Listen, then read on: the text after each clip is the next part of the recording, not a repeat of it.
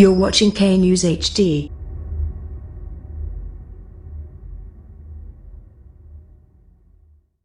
अस्सलाम वालेकुम, आप देख रहे हैं के न्यूज़ एचडी। मैं हूं सैयद अली रजा। खबर शामिल करते हैं लंदन से।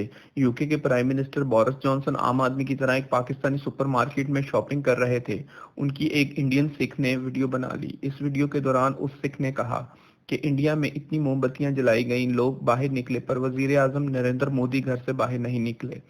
देखें बोरिस जॉनसन इस वीडियो में कैसे आम आदमियों के साथ घुल मिल गए। हाँ दसो जी किहड़ा बंदा आ, कोई पछाण लवे तो आपां उहनूं दस दे। आपां पछाण लिया शॉप के उत्ते बंदा भेस बदल के शॉपिंग करन आया इत्थे। ये जी यूके के प्राइम मिनिस्टर साहब, इत्थे मैं शॉपिंग करन आया सीगा ते इत्थे यूके के प्राइम मिनिस्टर आ इत्थे आए सीगे। किसी नूं कोई पता नहीं, कुछ नहीं पता। ये जी Boris Johnson prime minister of UK PM, ये जी इत्थे आ देखो शॉपिंग कर रहे हैं ते आपां इन्हां दे पिछे आ देखो जी शॉपिंग कर रहे ते निकलण लगे बाहर ते लोकां नूं पता नहीं गा ये पाकिस्तानी दी शॉप है इत्थे। उत्थे शॉपिंग कर रहे सीगे। देखो टोपी लई है प्रॉपर, किसी नूं कोई पता नहीं है जी।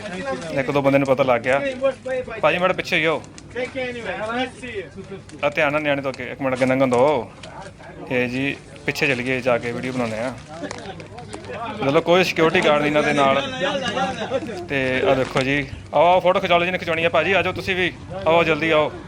आओ देखो जी, तुसीं हो जाओ अगे। आ जेह्ड़े फोटो खिचाउण लगे भाजी हनी सारे, मैं वीडियो बनाना। आ देखो जी, देखियो बाहर सुना जी किसी नूं, मैं तो नहीं बुलाउंदा। आ देखो जी प्राइम मिनिस्टर ऑफ यूके आम ही शॉपिंग करना है। Boris Johnson shopping at Milad supermarket. Milad supermarket. ਉਹ ਕੁੜੀ ਨੂੰ ਖਿਚਾਉਣ ਦਿਓ, ਕੁੜੀ ਇੱਕ ਆਉਂਦੀ ਪਈ ਹੈ ਭਾਜੀ। ਦੇਖੋ